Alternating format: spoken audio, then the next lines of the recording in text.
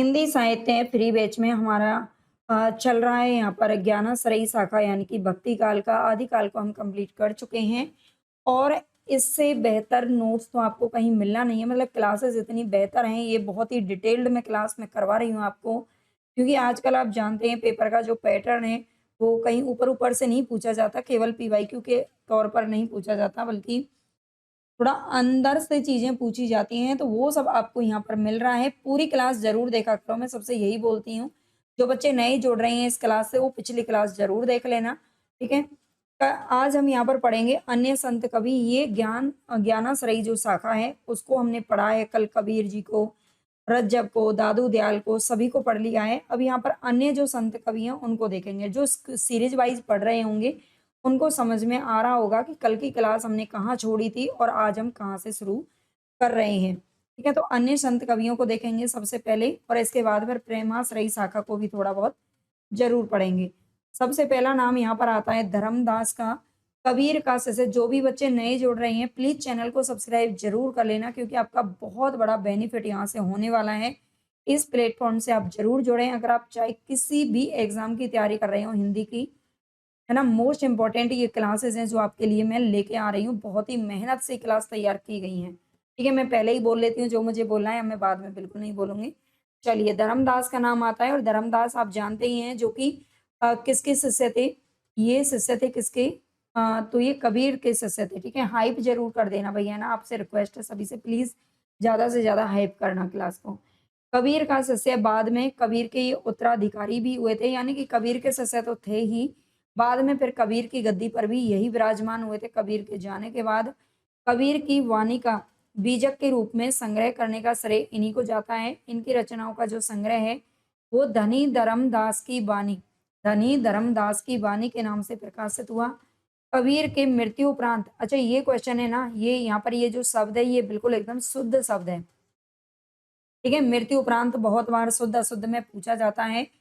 तो मृत्यु उपरांत ये इस तरह से लिखा जाता है, इसमें बड़ा ऊ की मात्रा आती है, लेकिन जब हम मृत्यु लिखते हैं, तो छोटा ऊ की मात्रा आती है, ये आपको याद रखना है। 20 वर्ष तक उनकी गद्दी पर ये प्रतिष्ठित रहे हैं, है ना? कबीर के जाने के बाद 20 साल तक इन्होंने उनकी गद्दी को सँभाला। उनके अनुयायियों की शाखा धर्मदासी शाखा या छत्तीसगढ़ी शाखा के नाम से प्रसिद्ध हुई। इनका मुख्य ग्रंथ है सुख निधान। ठीक है? धर्मदास का जो मुख्य ग्रंथ है ये सुख निधान है, ये भी आपको याद रखना है। निधान है, निदान नहीं है। ठीक है? दूसरा यहाँ पर जो संत कवियों में नाम आता है वो है यारी साहब का। जो मुख्य कवि थे उनको तो हमने पढ़ लिया। ठीक है? ये थोड़े से अलग कवि होते हैं जो अन्य में आते हैं और ये भी इम्पोर्टेंट बन जाते हैं। यारी साहब, इनका समय देख लीजिए यहाँ पर 1668 से 1723 ईस्वी। पूरा नाम था इनका यार मोहम्मद।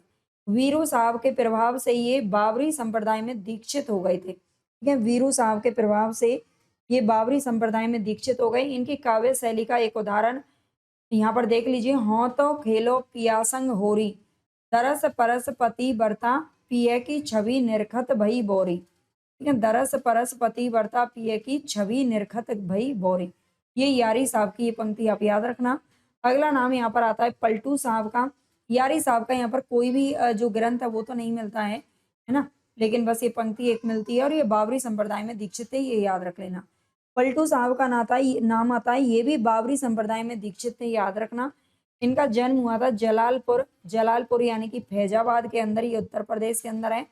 कांदू परिवार में जन्म हुआ था। समाधि की बात करें तो इनकी जो समाधि है वो अयोध्या में है। पलटू साहब का अखाड़ा नाम से ये प्रसिद्ध है इनकी समाधि। इन्होंने शब्द, साखी, कुंडलियां, झूलना, अरिल आदि लिखे थे जो काव्यत्व की दृष्टि से उच्च कोटि के हैं।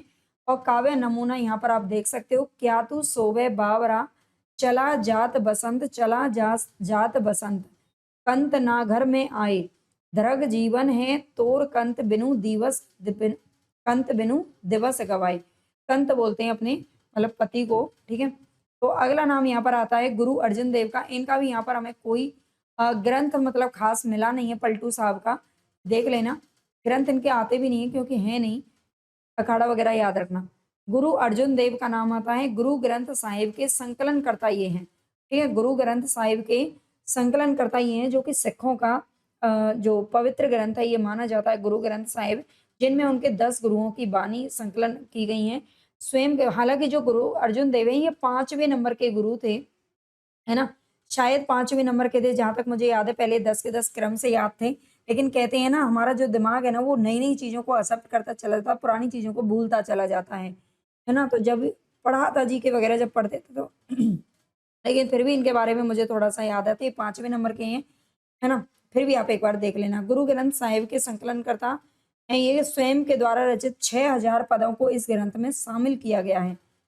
रचनाएँ हैं इनकी सुखमनी तथा 52 आखरी, ठीक है? 52 आखरी भी इनकी एक रचना मिलती है और सुखमनी के नाम से इनकी 2 रचनाएँ आपको याद रखनी है। अगला नाम यहाँ पर आता है संत सींगा, ठीक है? संत सींगा का नाम आता है, 1519 से 1659 तक रहे। इनका जन्म हुआ था मध्य भारत की रियासत बड़वानी के खजूर गाँव में, ठीक है? मध्य भारत की रियासत थी बड़वानी, उसके खजूर गाँव में इनका जन्म हुआ। एक बार ये हरसूद से भामगढ़ मार्ग पर जा रहे थे। मार्ग में महाराज ब्रह्मगीर के शिष्य मन रंगीर ये भजन गा रहे थे, ठीक है? मार्ग में महाराज ब्रह्मगीर के जो शिष्य थे मन रंगीर ये भजन गा रहे थे। समझी समझी ले औरे मना भाई अंत होए कोई अपना, यही माया के फंदे में तर आना बुलाना। कि ये जो भजन है वो उन्होंने सुना, संत सिंगा ने। इन पंक्तियों को सुनकर उनके हृदय में विरक्ति पैदा हो गई, है ना? विरक्ति का अर्थ शायद आप समझते होंगे बहुत अच्छे से, है ना? यानी कि पूरी दुनिया से बिल्कुल एकदम अलग हो जाना, और इन्होंने मन रंगीर को ही अपना आध्यात्मिक गुरु मान लिया। काव्य नमूना इनका यहाँ पर देख लीजिए, जल विच कमल कमल विच कलियां, ठीक है? जल विच कमल कमल विच कलियां, जहां वसुदेव अविनाशी, घर में गंगा घर में जमुना, नहीं द्वारका काशी, घर वस्तु बाहर क्यों ढूंढे, वन वन फिरा उदासी, कहें जब सींगा सुनो भई साधु अमरपुर के वासी। ठीक है, तो यहाँ पर ये पंक्तियां हैं इनकी इंपॉर्टेंट है। जलविच कमल ये पंक्ति इनकी पूछी जा चुकी है, इसको याद रख लेना। इनकी काव्य भाषा कौन सी है? निमाड़ी है, और ये निमाड़ी जो भाषा है ना वो राजस्थान से संबंधित, ठीक है? ये राजस्थान से संबंधित है ये भाषा है जो निमाड़ी। इनके द्वारा रचित 11 रचनाओं में, इनकी 11 रचनाएं हैं, ये याद रख लेना है। सिंगा जी की 11 रचनाएं मिलती हैं, जिसमें सिंगा जी का शबद, सिंगा जी का दोष बोध, सिंगा जी का नरक, सिंगा जी की वानावली, सिंगा जी की 15 तिथि, सिंगा जी की 12 माली और सिंगा जी के भजन। इस तरह से इन्होंने रचनाएं लिखी हैं, आराम से पहचान में भी आ जाती हैं, है ना? मैंने तो पीवाईक्यू में अभी तक इनकी कोई रचना ये देखी है नहीं। अगला नाम यहाँ पर आता है संत लालदास का। लाल पंथ के प्रवर्तक थे कौन? संत लालदास। इनका समय देख लीजिए, 1540 से 1648 ईस्वी, ठीक है? इनका जन्म अलवर राज्य के धौली धूप में एक मुसलमान परिवार में हुआ था, ठीक है? संत लालदास का जन्म कहाँ पर हुआ था? तो ये अलवर राज्य, अलवर भी कहाँ पर है? ये भी राजस्थान के अंदर। देखो सारे बच्चे नहीं जानते होंगे, इसलिए बताना बहुत जरूरी है। अलवर राज्य के धौली धूप में एक मुसलमान परिवार में इनका जन्म हुआ था लालदास का। इनकी रचनाएं हैं लालदास की चेतावनी, ठीक है? इनकी जो रचनाएं हैं वो लालदास की चेतावनी में संकलित की गई हैं। गृहस्थ आश्रम में रहकर, अलग गृहस्थ आश्रम में ये रहे थे, मतलब इन्होंने शादी विवाह सब कुछ किया, अपना गृहस्थ धर्म भी अपनाया, और उसमें रह करके इन्होंने साधना कबीर मत से प्रभावित हुए और अच्छे कवि और एक उपदेशक बने। समाधि की बात करें तो इनकी समाधि पूछी जाती है, नगला भरतपुर राज्य के अंदर है। जन्म इनका हुआ था अलवर में, और इनकी समाधि कहाँ पर बनाई गई है? भरतपुर में।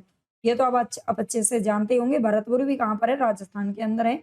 इनकी रचनाओं में नीति परक दृष्टिकोण की प्रधानता है। यहाँ पर देख लीजिए इनकी पंक्ति, लालजी भगत भीख ना मांगिए मांगत आए शरम, घर घर टांडत दुख है क्या बादशाह क्या हरम, लालजी साधु ऐसा चाहिए धन कमा कर खाए, हृदय हर की चाकरी पर कम भू ना जाए। ठीक है, ये इनकी पंक्ति है। मतलब ये भीख मांगने में इनको शर्म आती थी, मतलब ये इन्हें अच्छा नहीं लगता। जो लाल पंथ के प्रवर्तक है वो भीख मांगना पसंद नहीं करते थे, ऐसा समझ लीजिए। मतलब कमा कर, धन कमा करके खाना पसंद करते थे। आगे है संत चरणदास का नाम आता है। इनका जन्म हुआ था 1703 ईस्वी में।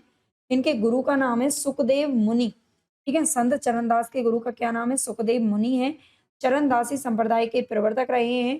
इनकी रचनाओं की बात करें तो ब्रज चरित्र, अमर लीक, अखंड धाम, अष्टांग योग, धर्म जाज, योग संदेह सार, भक्ति पदार्थ, ज्ञान स्वरोदय, ब्रह्म ज्ञान सार और भक्ति सागर, ये सारी इनकी कुछ रचनाएं मिलती हैं। इनके ग्रंथों में योग, भक्ति और सदाचार का प्रतिपादन किया गया है।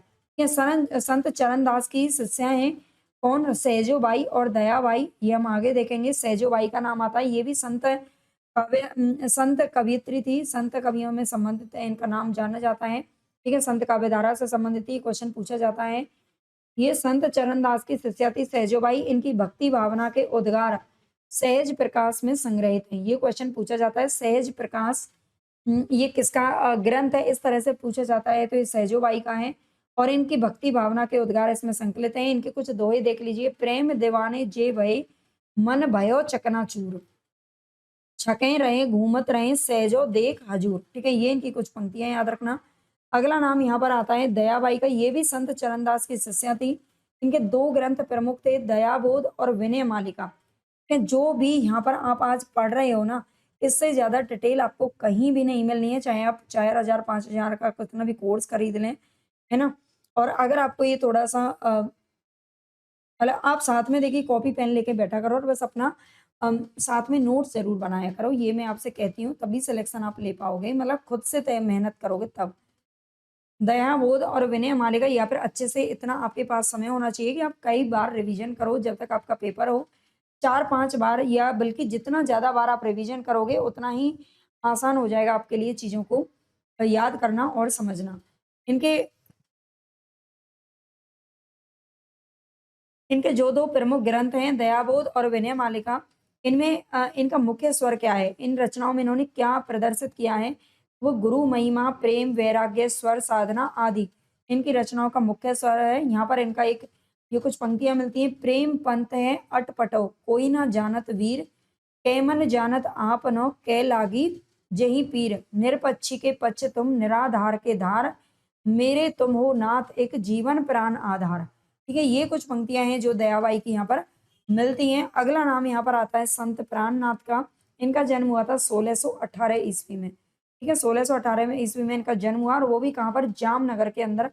जामनगर, जामनगर पता नहीं, नाम तो सुना है, लेकिन ये देख लेना कहाँ पर है, आप शायद जानते होंगे, है ना, किस राज्य के अंदर है। जामनगर याद रख लेना। प्राणनाथ का जन्म हुआ था और 1694 ईस्वी में इनका देहांत हुआ। ये धामी संप्रदाय के प्रवर्तक थे। ठीक है, इनका संप्रदाय कौन सा है? प्राणनाथ का धामी संप्रदाय।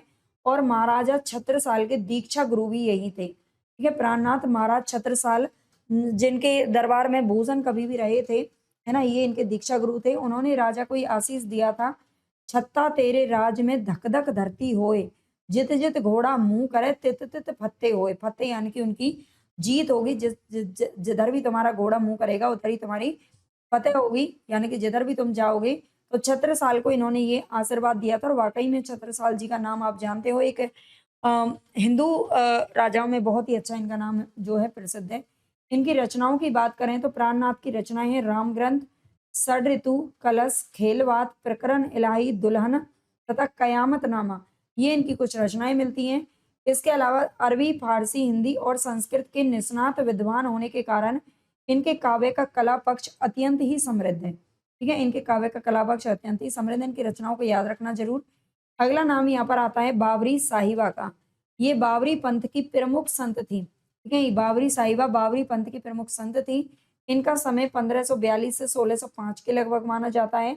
और जो बाबरी साहिबा ये सम्राट अकबर के समसामयिक थी, मतलब अकबर के समकालीन थी, उस समय पर ही रही थी ये। और ये बाबरी पंथ की प्रमुख संत ही याद रखना है, बाबरी साहिबा। ठीक है, इनके नाम पर ये रखा गया है। संत बाबा बाबा लाल का नाम आता है। ये 1590 से लेकर 1655 तक गए। 1590 में आपका जन्म हुआ बाबा लाल का। ये बाबा लाली संप्रदाय के प्रवर्तक थे। संत बाबा लाल का जन्म हुआ था कुसपुर ग्राम, पंजाब के अंदर, और इनके गुरु का नाम था चैतन्य स्वामी। ठीक है, चैतन्य स्वामी इनके गुरु का नाम था। निम्न दो संग्रहों में इन्होंने अ, इनके द्वारा रचित पद प्राप्त होते हैं। और दो संग्रह कौन से हैं? तो ये असरारी मार्फत और नादिर उन्नीकात। असरारी मार्फत ये दारा सिकोह से बाबा लाल के धार्मिक वार्तालाप यानी कि प्रश्न उत्तर के रूप में संग्रहित किया गया है। दारा सिकोह आप समझते होंगे, औरंगजेब के भाई थे शायद दारा सिकोह, है ना, देख लेना एक बार। तो दारा सिकोह से बाबा लाल की जो धार्मिक वार्तालाप हुआ था वो इसमें संकलित किया गया असरारी मार्फत में। और नादिर उन्नीकात इनके विचारों का संग्रह है। शहजादा जो दारा सिकोह था उनके साथ इनका धार्मिक संलाप हुआ था। ठीक है, ये इनके विचारों का संग्रह है। ये जो लाइन है ना वो थोड़ी सी अलग है इससे, ये देख लीजिए। ठीक है, अगला नाम यहाँ पर आता है संत पीपा का, जो कि रामानंद के शिष्य थे और खींची वंश के राजपूत गृहस्थ थे ये। ठीक है, ये खींची वंश से संबंधित है, ये क्वेश्चन पूछा जाता है। और इन्होंने स्वामी रामानंद से दीक्षा ली थी। रामानंद जो जिसके शिष्य कबीर भी रहे थे, कबीर, धन्ना, पीपा, सेन ये सब रहे हैं, अनंतानंद, है ना, सुरसुरानंद, सुरसुरी ये सब रहे हैं, इनको याद रख लेना। अगला नाम यहाँ पर आता है संत सेन का, ये जाति से नाई थे, ठीक है, ये जाति से नाई थे। प्रोफेसर रानाडे ने इनका जो समय है वो 1450 ईस्वी के लगभग माना है, और ये भी किसके, रामानंद के ही शिष्य थे। गुरु अंगद का नाम आता है, गुरु अंगद 1504 में इनका जन्म हुआ था और 1552 तक रहे, है ना, इनका जो उम्र है वो थोड़ी कम रही है अवस्था। इन्हें नानक देव की रचनाओं को एकत्र करने का श्रेय प्राप्त है, और ये भी कहा जाता है नानक देव ने अपने जो गुरु मतलब पहले ये नानक देव सिखों के प्रथम गुरु रहे थे, ये प्रथम गुरु रहे थे, ये याद रखना, प्रथम गुरु। और अंगद देव जाहिर सी बात है दूसरे ही रहे होंगे, क्योंकि नानक देव की रचनाओं को इन्होंने ही संकलित भी किया था। केवल रचनाओं की बात नहीं है, लेकिन नानक देव ने अपने गुरु का जो भार था वो इनको सौंपा था, ये याद रखना।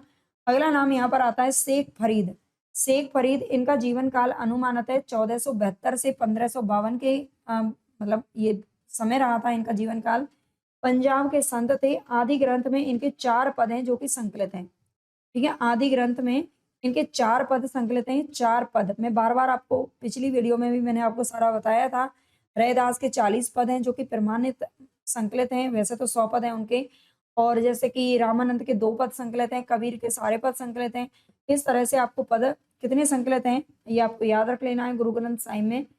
और अनंत दास का नाम आता है। इनकी महत्वपूर्ण जो कृति है वो कबीर परिचय है, ठीक है, अनंत दास की महत्वपूर्ण कृति कबीर परिचय है। अनंतानंद का देखो नाम हमें अलग नहीं मिलता है, ये अनंत दास अनंतानंद एक ही रहे होंगे, है ना। तो आगे है, अगला नाम यहाँ पर आता है अक्षर अनन्य का। इनकी भी रचनाएं बहुत पूछी जाती हैं अक्षर अनन्य की आजकल। इनकी रचनाओं में ब्रह्म ज्ञान, अनन्य प्रकाश पूछा जाता है, विवेक दीपिका, विज्ञान योग, राजयोग, ध्यान योग, सिद्धांत बोध, ये इनका प्रसिद्ध ग्रंथ है सिद्धांत बोध, के याद रखना। दुर्गा सप्तशती, इन्होंने संस्कृत भाषा का हिंदी में अनुवाद किया था, ठीक है, दुर्गा सप्तशती का भी इन्होंने संस्कृत से हिंदी में अनुवाद किया था अक्षर अनन्य ने। ये अनन्य प्रकाश इनका पूछा गया है, और सिद्धांत बोध इनका पूछा जाता है, और दुर्गा सप्तशती, ठीक है, ये तो बाकी सभी इंपॉर्टेंट पढ़ लेना। अगला नाम यहाँ पर आता है चेतन दास का। प्रसंग पारिजात इनकी प्रसिद्ध रचना है, ठीक है, प्रसंग पारिजात इनकी क्या है, प्रसिद्ध रचना है। अगला नाम है यहाँ पर मोहसिन फानी का। द्विस्थान इनकी प्रसिद्ध रचना है, ठीक है, द्विस्थान इनकी क्या है, प्रसिद्ध रचना है, इसको भी याद रख लेना। तो यहाँ पर हम ज्ञानाश्रयी शाखा हमारी यहाँ पर कंप्लीट हुई, ठीक है, पूरी होती है किसकी, कौन सी, ज्ञानाश्रयी शाखा। अब हम यहाँ पर प्रेमाश्रयी शाखा को थोड़ा सा देखेंगे, क्योंकि अभी ज्यादा समय हुआ नहीं है। प्रेमाश्रयी काव्य धारा का परिचय देखेंगे, और प्रवृत्तियां और प्रमुख कवि।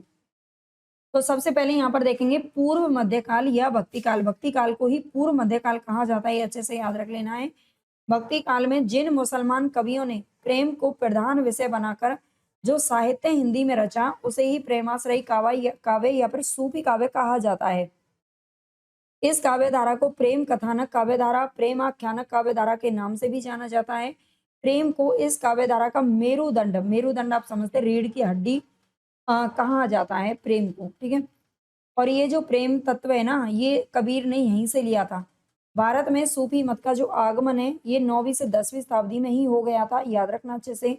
किंतु इनके प्रचार प्रसार का जो श्रेय है वो किसको जाता है, तो ख्वाजा मोइनुद्दीन चिश्ती को जाता है। ये 12वीं शताब्दी में थे, ठीक है, ख्वाजा मोइनुद्दीन चिश्ती को इसका प्रचार प्रसार का श्रेय जाता है, याद रखना। डॉक्टर राम कुमार वर्मा ने इसे सूफी काव्य धारा कहा है का नाम दिया है, मतलब कहानी नामकरण किया है इन्होंने सूफी काव्य धारा के नाम से, जबकि आचार्य रामचंद्र शुक्ल ने इसे प्रेमाश्रयी काव्य धारा का नाम दिया है। तो ये जो नामकरण है ना ये इंपॉर्टेंट है ना, शुक्ल जी ने क्या नाम दिया है या प्रेमाश्रयी काव्य धारा किसने नाम दिया, ये आपको अच्छे से याद रखना पड़ेगा। सूफियों ने काव्य का भावनात्मक स्वरूप भारतीय बना लिया था, लेकिन रचनात्मक शैली इनकी मसनवी शैली थी, ये अच्छे से याद रख लेना है। काव्य का जो रूप था ना वो तो भारतीय था, लेकिन इनकी जो शैली थी लिखने की वो मसनवी शैली थी, है ना, उर्दू वाली शैली जिसको बोलेंगे। इस्लाम धर्म में ये थोड़ा सा इंपॉर्टेंट बहुत ही ज्यादा है, बहुत ज्यादा है, मोस्ट इंपॉर्टेंट है ना। इस्लाम धर्म में शरा और बेशरा 2 कोटियां है, ये अभी हम भूमिका पढ़ रहे हैं जो मोस्ट इंपॉर्टेंट है भाई। मैं आपसे यही कहूंगी 1 सेकंड की भी वीडियो आप कहीं से एडिट मतलब स्किप मत करना। क्यों? क्योंकि मैं आपको वही चीजें पढ़ा रही हूँ जो मोस्ट इंपॉर्टेंट है, और एक-एक लाइन में, एक-एक शब्द में कहाँ से प्रश्न बन जाए नहीं जानते हैं। सब कुछ मोस्ट इम्पोर्टेंट है, बिल्कुल टॉपिक टू टॉपिक मतलब पॉइंट टू पॉइंट ही बात कर रही हूँ, है ना? तो शरअ और बेशरअ 2 कोटियाँ हैं इस्लाम धर्म में। भारतीय सूफी प्रमुख रूप से ये क्वेश्चन पूछा जाता है बेशरअ संप्रदाय से संबंधित हैं, ठीक है? जो भारतीय सूफी है, वो प्रमुख रूप से किस संप्रदाय से संबंधित है, कौन-सी कोटि से संबंधित है? तो बेशरअ, जो इस्लाम के अनुयायी होकर भी कट्टर मुसलमानों से अलग है। मतलब इस्लाम को मानते तो हैं ये लोग, लेकिन ये कट्टर मुसलमान जो हैं, उनसे अलग हैं। आईने अकबरी में सूफियों के 14 संप्रदायों का उल्लेख है, जिनमें से 5 संप्रदाय प्रसिद्ध हैं। ये 5 संप्रदाय हैं, इनका भी आपको नाम अच्छे से याद रख लेना। आईने अकबरी में अ, वैसे 14 संप्रदाय हैं। आईने अकबरी आप जानते होंगे, अबुल फजल के द्वारा लिखी गई थी आईने अकबरी। ये जीके का क्वेश्चन है। चिश्ती संप्रदाय, ख्वाजा एक समी, ठीक है? मतलब इस तरह से इनका देख लेना, किन्होंने इनका संप्रदाय की स्थापना की थी वो लिखा हुआ है। और सोहरावर्दी संप्रदाय बहाउद्दीन ज़करिया, कादरी संप्रदाय अब्दुल अब्दुल कादिर अली, नक्शबंदी संप्रदाय ख्वाजा बहाउद्दीन नक्शबंद और सतारी या शतारी जो है ये अब्दुल सतारी के द्वारा इसका संप्रदाय का स्थापना की गई है। तो ये 5 संप्रदाय आप याद रख लेना। सूफी साधना के अनुसार मनुष्य के 4 भाग हैं। सूफी साधना के अनुसार मनुष्य के कितने भाग इन्होंने बताए हैं? तो 4 बताए हैं। नफस इंद्रिय को कहते हैं। अकल बुद्धि, अकल का अर्थ है बुद्धि। किलव हृदय को कहते हैं। रूह आत्मा को कहते हैं, ठीक है? रूह शब्द आप जानते हो, ज्यादातर जो मुस्लिम धर्म से संबंधित लोग हैं वही रूह का ज्यादा प्रयोग करते हैं, है ना? आगे सूफी शब्द अरबी भाषा का है, जो यूनानी शब्द के सोफिया शब्द से लिया गया है। सूफी शब्द कहाँ से है? अरबी भाषा का है, जो यूनानी भाषा के सोफिया शब्द से लिया गया है। सूफी दर्शन को तसव्वुफ कहा गया है, ठीक है? सूफी दर्शन को क्या कहा गया है? तसव्वुफ कहा गया है, याद रखना। इस्लाम में सूफी कहते हैं जो तसव्वुफ दर्शन का अनुयायी हो, सभी से प्रेम करता है, ठीक है? इस्लाम में सूफी दर्शन को क्या कहते हैं? तसव्वुफ कहते हैं। शब्द याद रखना, ये मत रखना कि यहाँ से प्रश्न बहुत बनते हैं, ठीक है? एक-एक शब्द यहाँ बहुत इंपॉर्टेंट है। तो इस्लाम में सूफियों का ये कहना है कि जो तसव्वुफ है मतलब जो तसव्वुफ दर्शन का अनुयायी होगा वो सभी से प्रेम करेगा, है ना? सूफी तसव्वुफ के इन्हीं 4 शब्दों को लेकर सूफी साधना के 4 प्रकार बताए गए हैं। और ये 4 प्रकार कौन से हैं? शरीयत का अर्थ होता है आचरण। तरीकत का अर्थ है उपासना, ये इनके हिंदी अर्थ पूछे जाते हैं। हकीकत का अर्थ होता है सिद्धावस्था और मार्फत का अर्थ है सत्यबोध। कि ये चारों जो वर्ड मीनिंग यहाँ पर लिखे दिख रहे हैं ना आपको, ये मोस्ट इंपॉर्टेंट है भाई, है ना? चाहे तो आप इनको 3 स्टार लगा लीजिए। आगे हैं संत और सूफी, देख लीजिए यहाँ पर संत किस शब्द का प्रयोग करते थे और उसी शब्द को सूफी किस नाम से प्रयोग करते थे। तो आत्मा को बंदा कहते थे ये लोग, माया को शैतान कहा है सूफियों में, गुरु को इन्होंने पीर कहा है और परमात्मा को इन्होंने खुदा कहा है, ठीक है? ये शब्द इंपॉर्टेंट है। सूफी नामकरण की समस्या और देखेंगे थोड़ा सा। नाम सूफी नामकरण, है ना? सूफ शब्द का अर्थ है सामाजिक बुराइयों के खिलाफ व्यक्ति, ठीक है? सूफ किसको कहा जाता है? जो सामाजिक बुराइयों के खिलाफ जो व्यक्ति होता है उसको क्या कहते हैं? सूफ कहते हैं। सूफा की बात करें तो सूफा क्या होता है? मदीना की मस्जिद के सामने चबूतरे पर बैठकर धूनी रमाने वाले को सूफा कहा जाता है ना? मदीना की मस्जिद के सामने चबूतरे पर जो बैठकर धूनी रमाते हैं उनको सूफा कहते हैं। सोफिया का अर्थ क्या है? ये सर्वतत्व व सर्वज्ञानी माने जाने वाला होता है। सूफी का अर्थ क्या है? तो यूनानी भाषा से निकली अरबी फारसी शब्दों का रूप है सूफी शब्द, है ना? ये अरबी फारसी शब्दों का रूप है सूफी, यूनानी भाषा से इसका जो है मतलब उत्पन्न हुई है ये। बेसरा शाखा का जो निर्माण है वो कहाँ पर हुआ है? तो ईरान में हुआ है। ये भी अच्छे से याद रख लेना है। सूफियों में एक महिला का नाम मिलता है जिसे राबिया कहा जाता है। इसमें कोई भी और महिला नहीं थी, केवल एक ही महिला का नाम लाए जिसका नाम राबिया था। सूफी आदि कवि को लेकर के मतभेद हैं। ये मतभेद आप अच्छे से पढ़ लेना, मोस्ट इंपॉर्टेंट है यहाँ पर भी, है ना भाई? 3 स्टार लगाइए, मैं 2 ही लगा देती हूँ, आप 3 लगा लेना। शुक्ल जी, सबसे पहला नाम यहाँ पर आता है शुक्ल जी का। शुक्ल जी प्रथम जो रचना है सूफी की वो किसको मानते हैं? मृगावती को मानते हैं, जो 1503 ईस्वी में लिखी गई। शुक्ल जी के अनुसार ये 1503 में लिखी गई, हालांकि ये 1501 में भी बहुत से विद्वान मानते हैं।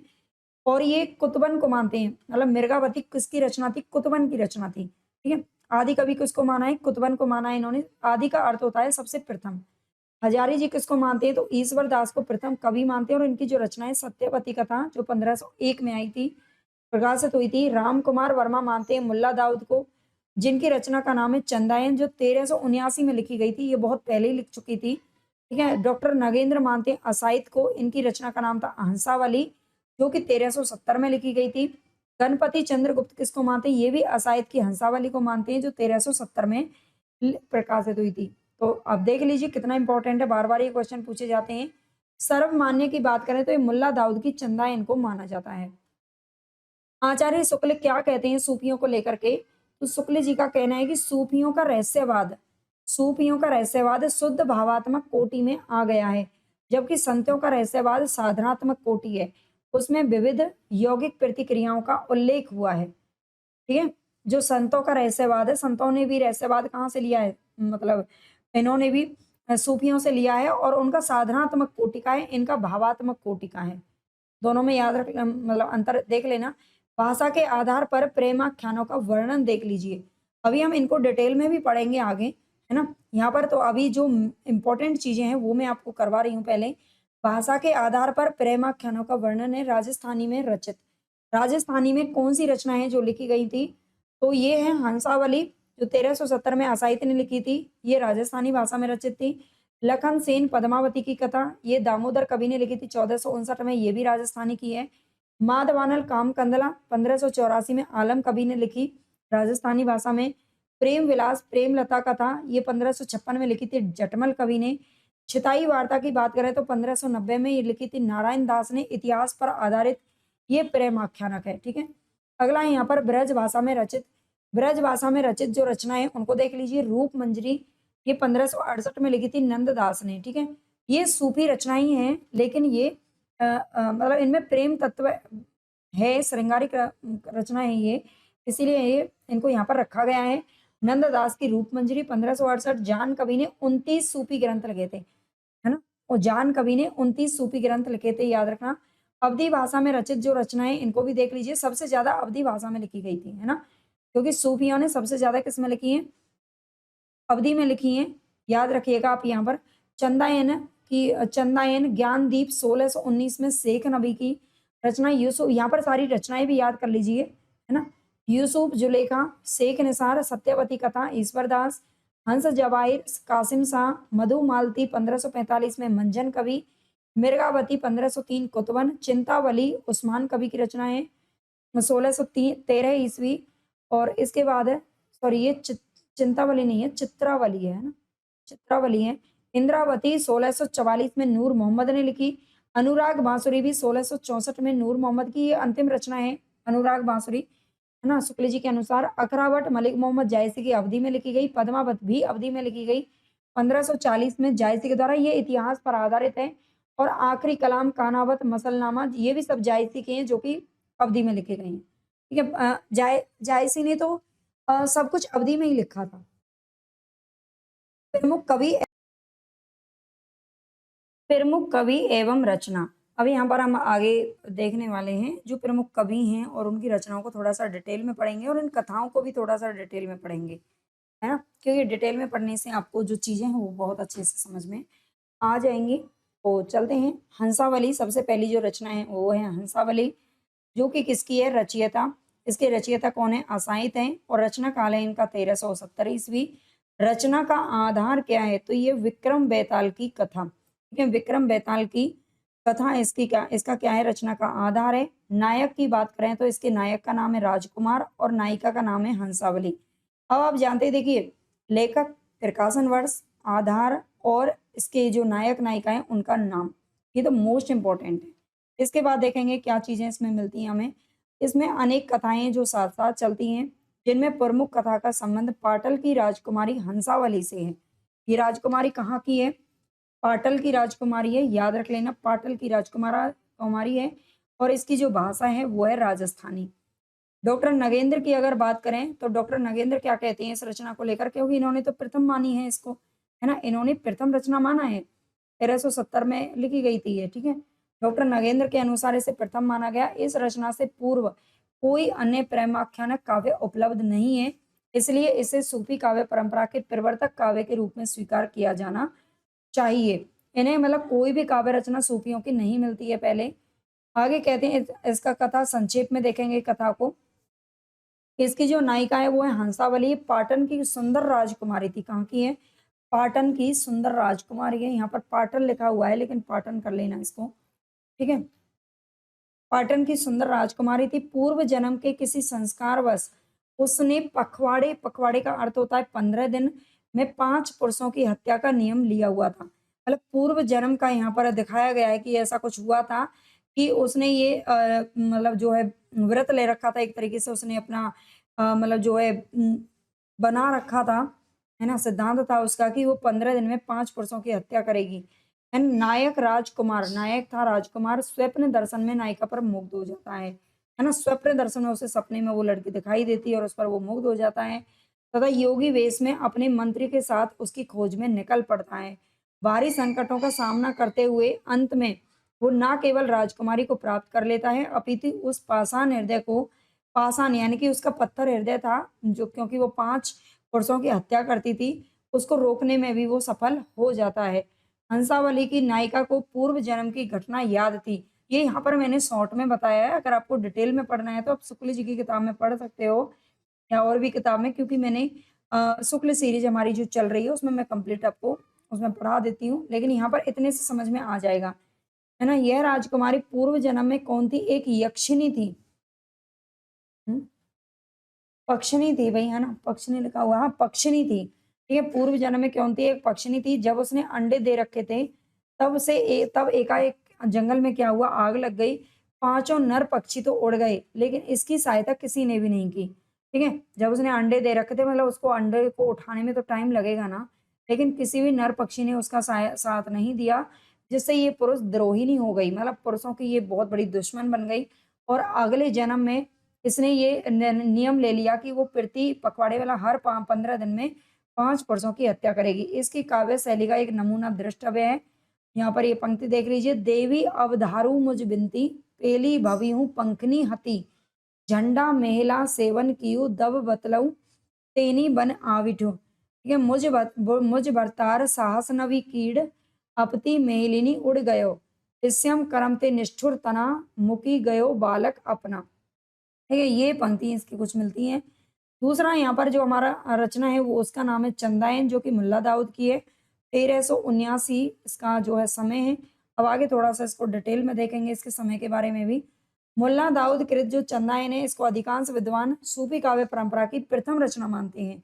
इसके रचना काल के संबंध में भिन्न भिन्न मत हैं, सबका मैंने यहाँ पर दे रखा है ना। मिस्र बंधुओं ने 1328 ईस्वी माना है। पीताम्बर दत्त बड़तवाल ने 1340 माना है। अन्य विद्वान इसे 1370 ईस्वी की रचना मानते हैं। सर्वमान्य है 1379 ईस्वी। अब यहाँ पर आप देख लीजिए, ठीक है। रचना का जो मूल ढांचा है, हालांकि इनका एक ही पूछा जाता है ना, ये सब इतना डिटेल में नहीं पूछे जाते। रचना का मूल ढांचा अपभ्रंश के कवि स्वयंभूकृत पौमचर्यु से लिया गया है। स्वयंभू की जो रचना थी अपभ्रंश की, पौमचर्यु, है ना, जो जैन रामायण एक तरीके से हम उसको कहेंगे क्योंकि राम की कथा है उसमें, है ना। और ये एक जैन ही कवि थे, मतलब स्वयंभू ने लिखा तो अपभ्रंश में है लेकिन ये जैन थे, है ना, जैन धर्म से संबंधित थे। पौमचर्यु से लिया गया है। इसका मूल ढांचा मुल्ला दाऊद ने चंदायन में जौनपुर के शासक जूना खान का उल्लेख किया गया है, ठीक है। चंदायन में जौनपुर के जो शासक थे जूना खान, उनका उल्लेख यहाँ पर किया गया है। डॉक्टर राम कुमार वर्मा ने इसे प्रथम प्रेम आख्यानक ग्रंथ भी माना है। डॉक्टर राम कुमार वर्मा क्या मानते हैं? इसे प्रथम प्रेम आख्यानक ग्रंथ मानते हैं। डॉक्टर माता प्रसाद गुप्त इसे लोर कहा या फिर लोर कथा का नाम देते हैं। डॉक्टर परमेश्वरी लाल गुप्त ने इसका जो पाठ है वो चंदायन नाम से प्रस्तुत किया है, ठीक है। डॉक्टर परमेश्वरी लाल गुप्त ने इसका पाठ चंदायन नाम से प्रस्तुत किया है। मुल्ला दाऊद अलाउद्दीन खिलजी के समकालीन थे। मुल्ला दाऊद अलाउद्दीन खिलजी के समकालीन थे, ये आप ध्यान रखना। अमीर खुसरो भी थे और ये भी थे। अलाउद्दीन खिलजी ने ही अमीर खुसरो को तोता हिंद की उपाधि दी थी, है ना। आगे डॉक्टर ज्ञानचंद शर्मा ने दाऊद पर शोध भी किया था। डॉक्टर ज्ञानचंद शर्मा जो है इनका नाम आता है, दाऊद पर इन्होंने शोध किया है। चंदायन की जो भाषा है वो परिष्कृत अवधी है। हजारी प्रसाद ने चंदायन के आधार पर अपने उपन्यास पुनर्नवा को लिखा है, याद रखना है, मोस्ट इंपॉर्टेंट क्वेश्चन है। कथा संक्षेप में इसको भी देखेंगे। इस कथा में नायक का जो नाम है वो लोर, है ना, लोरिक, तथा नायक का नायिका का नाम क्या है? चंदा है, ठीक है, इसीलिए इसको लोर कथा कहते हैं। संपूर्ण कथा में नायक नायिका का उन्मुक्त प्रणय है। उन्मुक्त यानी कि एकदम आजाद। विभिन्न व्यक्ति नायक नायिका के प्रेम में बाधा उत्पन्न करते हैं, जैसा कि फिल्मों में भी दिखाते हैं, जैसे होता ही है रियल में। नायक योगी के वेश में घर से निकला है, नाग द्वारा नायिका को डस लिया जाता है। एक नाग नायिका को डस लेता है, लेकिन जो नायिका है वो गारुड़ी विद्या से ठीक हो जाती है। वो गरुड़ी विद्या जानती है, उसे ठीक हो जाती है। ग्रंथ की जो भाषा है वो भी परिष्कृत अवधि है एवं कड़वक शैली का इसमें प्रयोग किया गया है। इसमें चंदा को पद्मावत की ही भांति अलौकिक सत्ता का प्रतीक माना जाता है। जैसे पद्मावत में किसको मानते हैं? पद्मावती को अलौकिक सत्ता का प्रतीक मानते हैं। इस ग्रंथ में सूफी काव्यों की मसनवी शैली का प्रयोग नहीं किया गया है। ये क्वेश्चन पूछा जा सकता है कि इनमें से 4 ऑप्शन देके कौन सी रचना में मसनवी शैली का प्रयोग नहीं है? तो ये भाई मुल्ला दाऊद की रचना में नहीं है। अगली यहाँ पर तीसरी जो रचना है वो है लखन सेन पद्मावती। ठीक है, लखन सेन पद्मावती 1459 ईस्वी इसका समय है। इसकी रचना दामोदर या फिर दामो कवि के द्वारा की गई है।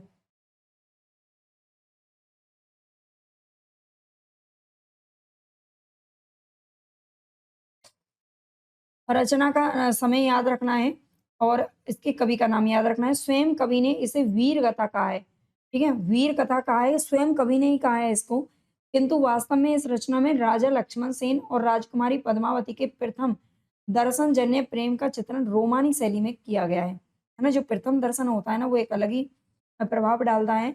कथा के आरंभ में मंगलाचरण, गणेश स्तुति, आत्म परिचय, रचना काल एवं रचना के उद्देश्य का निर्देश दिया गया है। नायक द्वारा योगी वेश में निकलना, नायिका के पिता से संघर्ष करना आदि कथानक में आई महत्वपूर्ण घटनाएं हैं। आगे इसकी जो भाषा है वो है राजस्थानी। दोहा चौपाई छंद के अतिरिक्त सोरठा का प्रयोग किया गया है। ठीक है, इसमें दोहा चौपाई छंद तो है ही, उसके अलावा सोरठा का प्रयोग किया गया है और मसनवी शैली में इसको लिखा गया है। आगे देखेंगे चौथी जो कथा है, चौथी जो रचना है वो है सत्यवती कथा। सगुनो उपासक भक्त कवि ईश्वर दास द्वारा, ये राम काव्य धारा से भी संबंधित माने जाते हैं ईश्वर दास, है ना। ये सगुन उपासक थे द्वारा 1501 ईस्वी में रचित सत्यवती कथा पर सूफी मत का आरोपण नहीं हुआ है। ठीक है, शुक्ल जी ने तो इसे मतलब सूफी कवियों में माना ही नहीं है ईश्वर दास को। देख लीजिए यहाँ पर। ठीक है, रामचंद्र शुक्ल ने ईश्वर दास को भक्ति काल में स्थान नहीं दिया है। शुक्ल जी और हजारी जी दोनों एक दूसरे के, मुझे लगता है अपने समय में बहुत बड़े विरोधी थे, है ना। इन्होंने स्थान दिया ही नहीं है, तो हजारी जी ने कहा मैं तो इसी को प्रथम मानूंगा, है ना।